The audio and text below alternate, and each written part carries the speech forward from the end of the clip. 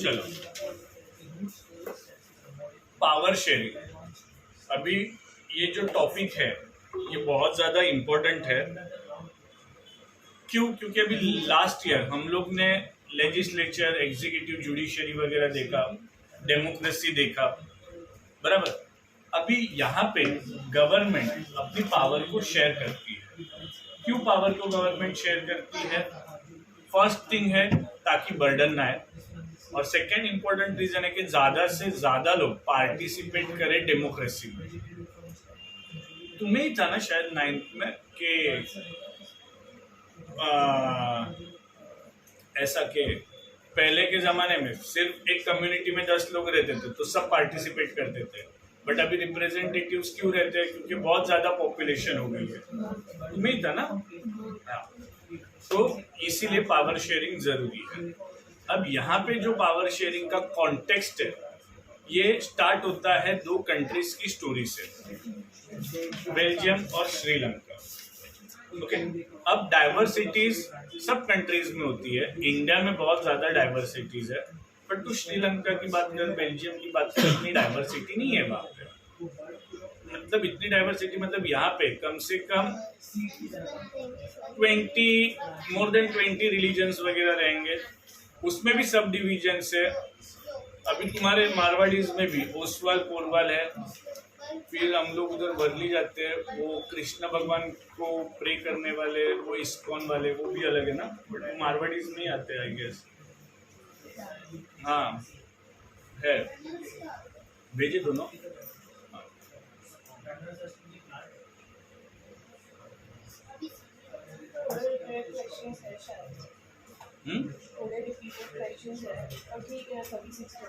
ठीक है।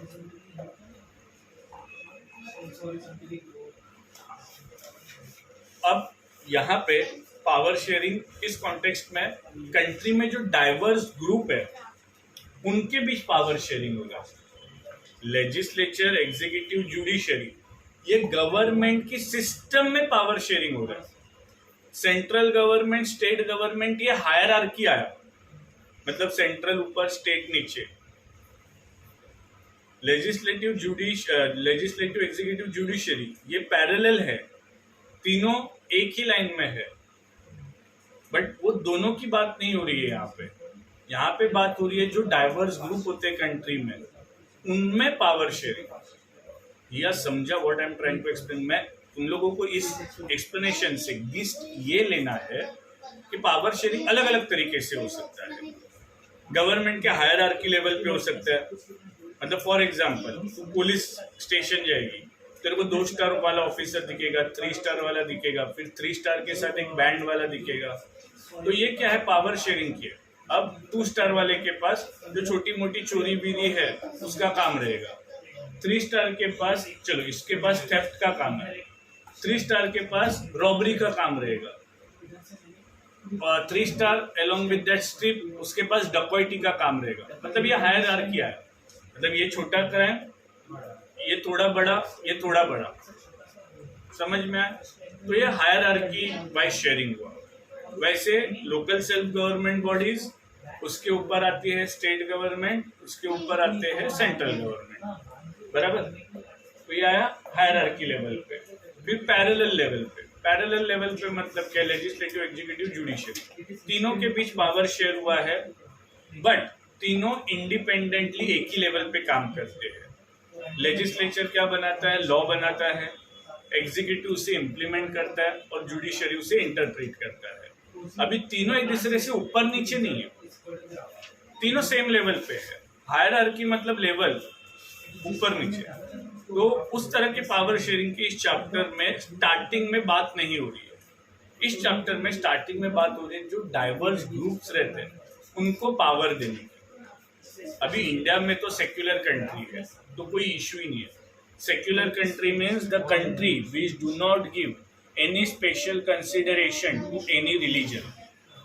अभी एग्जांपल देता हूँ, पाकिस्तान में अगर तू मुस्लिम नहीं होगी तो तू प्रेसिडेंट या ये नहीं बन सकती, गवर्नमेंट में जा ही नहीं सकती, क्योंकि इस्लाम वो लोगों का ऑफिशियल लैंग्वेज है। इंडिया का कोई नेशनल लैंग्वेज है नहीं, अपन हिंदी बोलते हैं, बट ऐसा कोई अपन ने ऑफिशियली डिक्लेयर नहीं किया है। समझ में आया?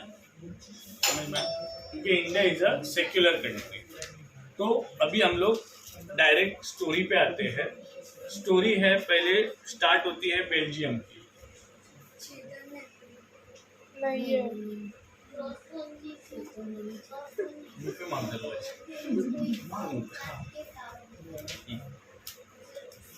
अब पहले जरा एथनिक कॉम्पोजिशन देखो बेल्जियम और श्रीलंका का।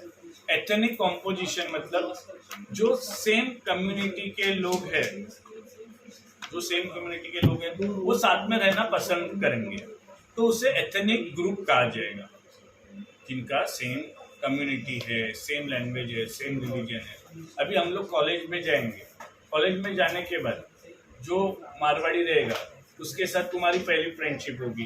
तुम लोग एक बार उसने मुस्लिम नाम बोल दिया तो भाई टाटा बाय बाय, थोड़ा तो तुम लोग डिस्टेंस मेंटेन करोगे। हाँ, अगर ऐसा होगा कि तुम लोगों को जेन्युइनली वो फ्रेंड अच्छा लगे तो बात अलग, बट जनरली हम लोग किसके साथ रहना पसंद करते हैं? जो हमारा एथनिक ग्रुप होगा, जिनकी लाइकिंग्स डिसलाइक्स सेम होंगे। समझा? अभी तू कहीं पे गई तो कुछ बड़े बुजुर्ग लोग हैं और कुछ तुम्हारे एज के ग्रुप है, तो तुम लोग किनके साथ कंफर्टेबल फील करोगे? तुम्हारे एज के ग्रुप के साथ। तो ये तुम्हारा एथनिक ग्रुप हो गया बेस्ड ऑन योर एज। मतलब सेम टाइप, तो सेम टाइप किसी भी, अभी सेम एज का ग्रुप हो सकता है, सेम लैंग्वेज का हो सकता है, सेम कम्युनिटी का हो सकता है, सेम प्रोफेशन का हो सकता है, बराबर। तो यहाँ पे एथनिक कॉम्पोजिशन जो है बेस्ड ऑन रिलीजन की बात हो रही है। ओके, तो अभी हम लोग देखेंगे ये बेल्जियम का कुछ नक्शा है। तुम्हारे टेक्स्ट बुक में ऐसा है, मेरे बुक में ऐसा है, पार्ट आता है। तो नॉर्थ में देखो 59% फ्लेमिश रीजन में डच स्पीकिंग लोग ज्यादा है, डच स्पीकिंग लोग ज्यादा है। हाँ, रीजन का नाम है।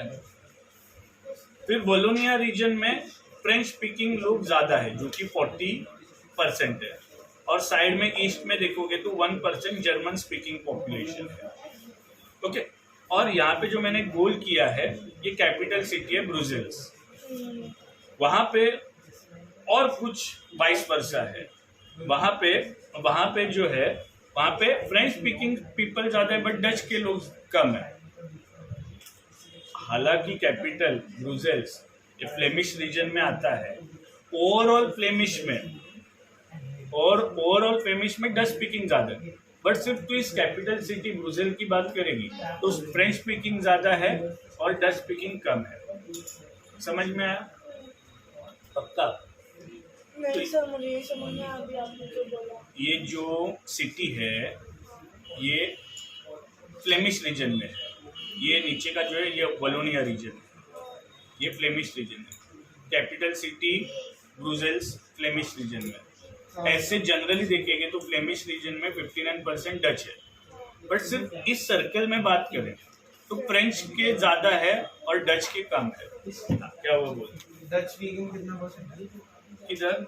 ये फ्लेमिश स्पीकिंग नहीं है ही नहीं ना, नहीं है।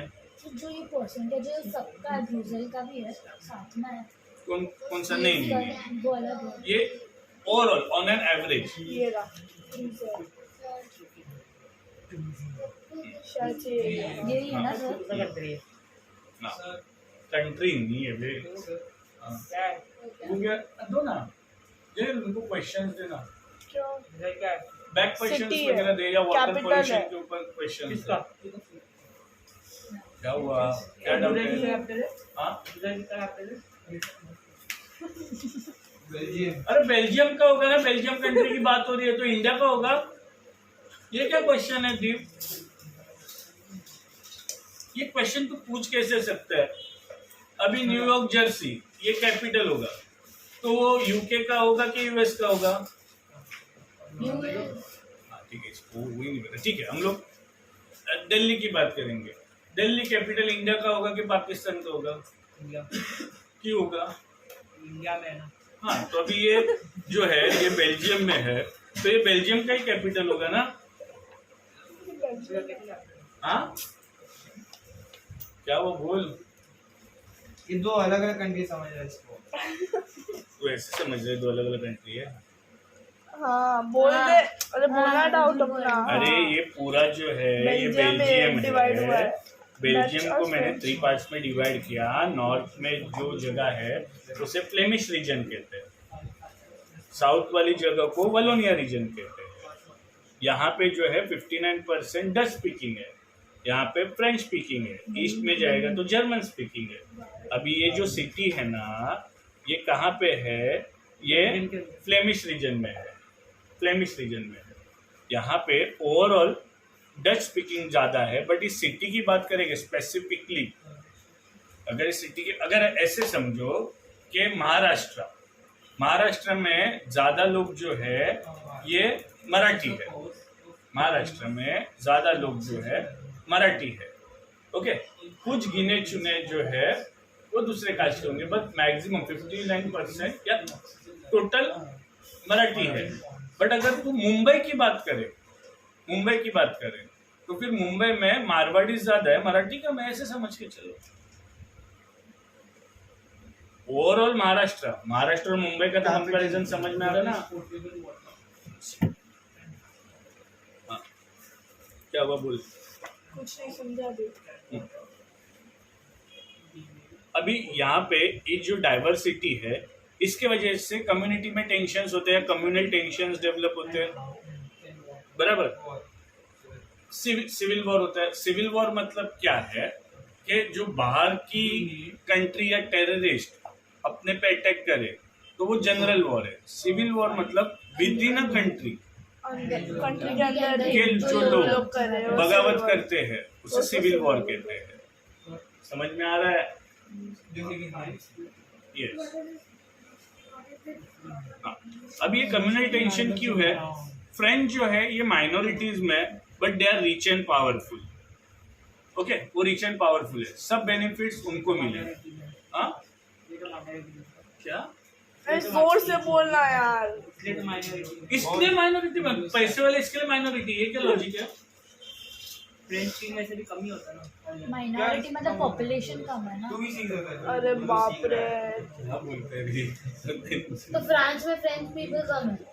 वो बोलते हैं वो लोग पैसे वाले, इसके लिए कम है। नहीं, नेक्स्ट टाइम में बोला ना फ्रेंच पीपल वैसे भी कम होते हैं, तो मैंने बोला फ्रांस में तो हम लोग रह रहे हैं ना। क्या बोलते हैं? एक काम कर, मुंह खोला मत कर, मुंह खोली मत कर, कुछ अलग ही निकलता है, टाइम वेस्ट होता है उसमें। आप क्या बोल रहा था मैं?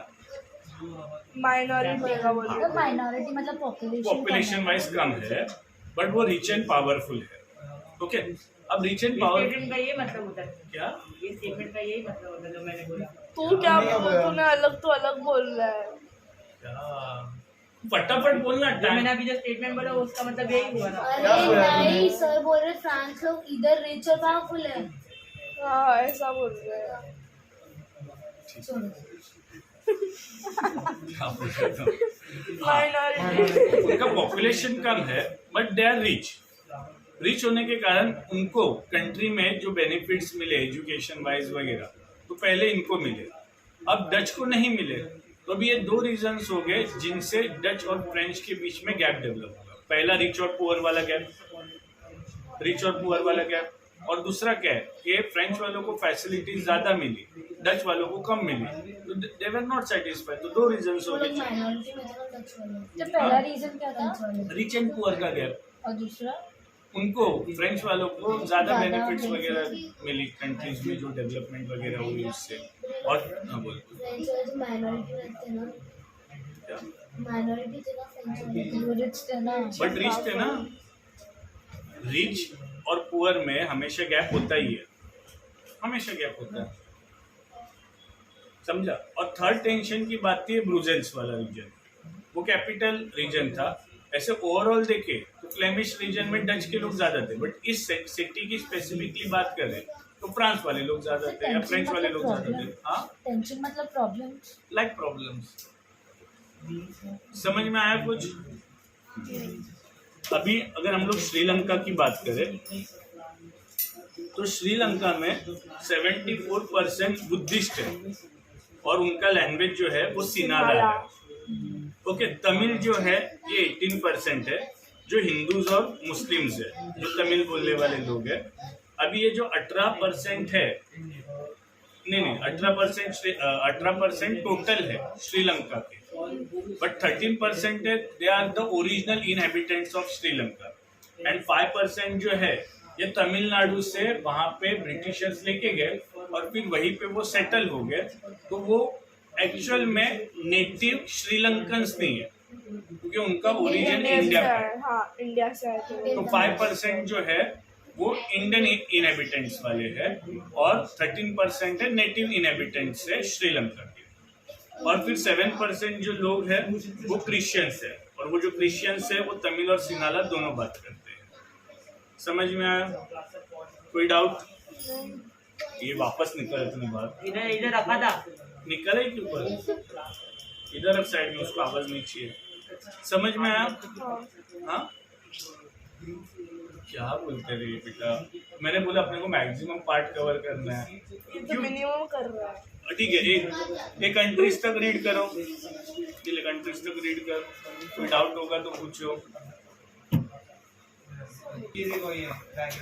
नहीं, फंडा क्या है ना, कि अगर हम लोग श्रीलंका को देखें तो नॉर्थ ईस्ट में जो है ना ये तमिल स्पीकिंग है, और थोड़ा सा बीच का जो है ये तमिल स्पीकिंग है।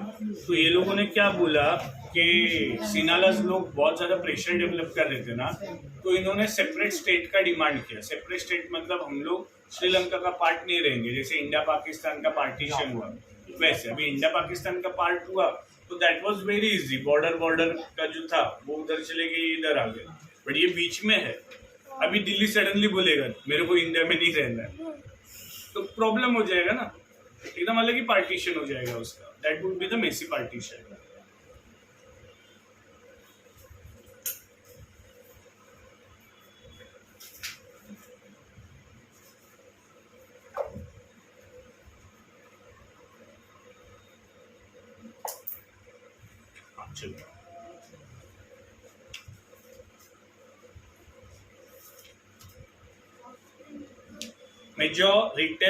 मेजोरिटनिज्म, ये बहुत टंग ट्विस्टर है श्रीलंका में। चालू कर वीडियो चल कर दिया। ठीक है। अब देखो क्या है, अगर हम लोग बेल्जियम की बात करें 15 एंड 14 कुछ ज्यादा डिफरेंस नहीं है। 40% वाले लोग और 60% वाले लोग के बीच में अगर वॉर हो भी जाता है तो possibility can not be ruled out कि 40% वाले नहीं जीत सकते, जीत भी सकते, बट 74 और 18 ये बहुत ज्यादा गैप हो जाता है। तो 18% वाले लोग 74% वाले लोगों से जीत नहीं सकते, बराबर। एक जगह पे 74 लोग हैं, एक जगह पे बस 18 लोग हैं, तो उनके बीच में अगर वॉर हो जाता है तो ऑब्वियस एंड ऑब्वियस है 74 वाले ही जीतेंगे। 60-40 में चांसेस है कि हम लोग कुछ कर सकें। अभी कई बार क्या होता है कि बच्चों में स्पेशली अगर 10 बच्चे हैं, उनमें से 8 जन को क्रिकेट खेलना है, 2 जन को फुटबॉल खेलना है, तो वो लोग क्या बोलते हैं हमारा मेजोरिटी है भाई क्रिकेट होगा, आज तो क्रिकेट खेला जाएगा, फुटबॉल नहीं होगा, बराबर। तो यहाँ पे मेजोरिटी का बेनिफिट है, बट हर कॉन्सेप्ट में पॉलिटिकल सिस्टम में you can't apply majority rule. अगर अपने इस रूम में कुछ लोग बोल रहे कि ऐसी करो, कुछ लोग बोल रहे कि नहीं करो, तो जो ज्यादा लोग रहेंगे उसको अपन जनरली फॉलो करते हैं। जनरली ऐसे होता है, मूवी जाना रहेगा तो ऐसे ही होता है कि किसी को कश्मीर पंडित देखना है, किसी को RRR देखना है, तो ज्यादा अगर वो देखने वाले तो सब पूरी फैमिली उधर चली जाती है, होता है ना। बट तुम्हारे गवर्नमेंट सिस्टम में अगर तुम लोगों ने ये चीज चालू किया तो प्रॉब्लम क्या होता है, माइनॉरिटीज के जो लोग हैं उनका इंटरेस्ट दब जाता है, उनका डेवलपमेंट, उनका प्रोग्रेस रुक जाता है। समझ में आया? And they are human beings, उनको हम लोग इस तरह से निग्लेक्ट नहीं कर सकते। And we neglect somebody, they feel alienated. Alienated means कि उनको पराया ऐसा फीलिंग डेवलप होता है, और जब पराया ऐसा फीलिंग डेवलप होता है तो there are chances of a conflict, and if conflict develop within a country then the possibility cannot be ruled out, there will be a civil war, right और रॉन्ग, समझ में आया? तो civil war is the worst part if it happens in a country. अभी 9th में हम लोगों ने देखा था कि श्रीलंका जो था कई सारे वेज में इंडिया से बेटर है, but due to the civil war उसका प्रोग्रेस रुक गया, वो पीछे आ गया, राइट और रॉन्ग? तो फिर ये चीज नहीं होना चाहिए। तो मेजोरिटी वाला फंडा जनरली फॉलो नहीं करना चाहिए, बट श्रीलंका वालों ने ऐसे किया और ऐसा करने के कारण सिविल वॉर फेस किया। सिविल वॉर फेस करने के कारण उनका प्रोग्रेस डेवलपमेंट सब रुक गया। तो अभी मैंने एथनिक कॉम्पोजिशन तो समझा, बट अभी श्रीलंका ने किस तरह से इन माइनॉरिटीज को दबाया, ये अभी हमें इस पार्ट में देखना है।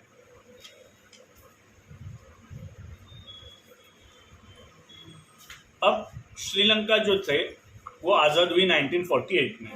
आज़ाद होने के बाद उनको अपनी गवर्नमेंट बनानी थी। अब गवर्नमेंट बनाने के लिए उन्होंने बेल्जियम की तरह इक्वल रिप्रेजेंटेशन नहीं रखा, उन्होंने मेजोरिटी का रूल अपनाया। बेल्जियम ने क्या किया कि इक्वल, भाई गवर्नमेंट सिस्टम में भले डच स्पीकिंग लोग ज़्यादा है, फिर भी जो गवर्नमेंट की बॉडी होगी, अगर 100 लोग है गवर्नमेंट के सिस्टम में, तो 50 डच होंगे, 50 फ्रेंच होंगे।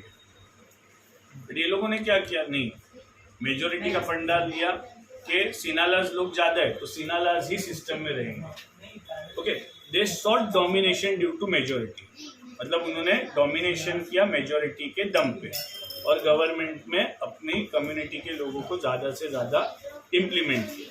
इंडिया में तो ये सेफ नहीं है, क्योंकि इंडिया में तो बहुत ज़्यादा डाइवर्सिटी है, और इंडिया के लीडर्स भी इतने स्मार्ट इनफ है, उन्होंने इस डाइवर्सिटी को बहुत अच्छे से टैकल किया, इस सिचुएशन को बहुत अच्छे से टैकल किया। अब स्टेप्स क्या लिए थे, तो एस्टेब्लिश सिनाला सुप्रीमेसी। सिनाला की सुप्रीमेसी एस्टेब्लिश करने के लिए उन्होंने सबसे पहले 1956 में एक एक्ट पास किया to recognize Sinhala as the official language, thus disregarding Tamils. Tamils को इम्पोर्टेंस नहीं दिया। जैसे कि मैंने कहा, इंडिया का कोई नेशनल लैंग्वेज नहीं है, इंडिया का कोई नेशनल लैंग्वेज नहीं है, बट इन्होंने सिनाला डिक्लेयर कर दिया। अब इन्होंने नेशनल लैंग्वेज सिनाला डिक्लेयर कर दिया, तो दिक्कत क्या आती है, नहीं दिक्कत क्या आती है, मैं मुझे एग्जांपल देके बताता हूँ। अभी अपने महाराष्ट्र में कोर्ट का, मैं कंट्री का नहीं बोल रहा हूँ, फोकस ऑन वर्ड, कोर्ट का ऑफिशियल लैंग्वेज मराठी है। इंग्लिश में भी टाइपिंग वगैरह होता है पार्ट अपार्ट, बट जो पुलिस वाले डॉक्यूमेंटेशन करते हैं वो सब मराठी में होता है। अभी कोर्ट का ऑफिशियल या स्टेट का ऑफिशियल लैंग्वेज मराठी होने के कारण दिक्कत क्या आती है, तुम जैसा कोई लॉयर बन गया, वो क्रिमिनल साइड में आएगा, तुम्हें मराठी पढ़ने ही नहीं आएगा, लैंग्वेज ही नहीं समझेगा, तो आ गई ना दिक्कत यहाँ पे, राइट और रॉन्ग? मराठी जो लोग बोलते ऐसे तो ना, ऐसे डिक्लेयर किया हुआ है कि हाँ, इसके लिए इंग्लिश, क्या इसके लिए इंग्लिश होता है, इसके लिए इंग्लिश। कोर्ट में भी इंग्लिश यूज होता है कि मराठी? कोर्ट में जो पेपर जाते हैं वो पुलिस थ्रू जाएंगे, कोर्ट अपने पेपर खुद नहीं बनाता, केस जो भी है वो पुलिस वाले भेजते हैं ना, तो वो जो है वो मराठी में भेजेंगे। तुम्हारा एफआईआर रजिस्ट्रेशन होगा वो मराठी में होगा। अब मराठी में होगा तो ये अगर लॉयर बन गया, क्रिमिनल साइड का लॉयर ये बन गया, इसको एफआईआर समझेगा ही नहीं, फिर आ गई दिक्कत जब ऑफिशियल लैंग्वेज डिक्लेयर कर देते। अगेन वन मोर थिंग, जैसे महाराष्ट्र का ऑफिशियल लैंग्वेज मराठी है, बट हाई कोर्ट ने अपना ऑफिशियल लैंग्वेज इंग्लिश रखा है। अब कोई भैया एडवोकेट है, वो बेचारा वहां पे जाके प्रैक्टिस नहीं कर सकता क्योंकि उसको इंग्लिश नहीं आती।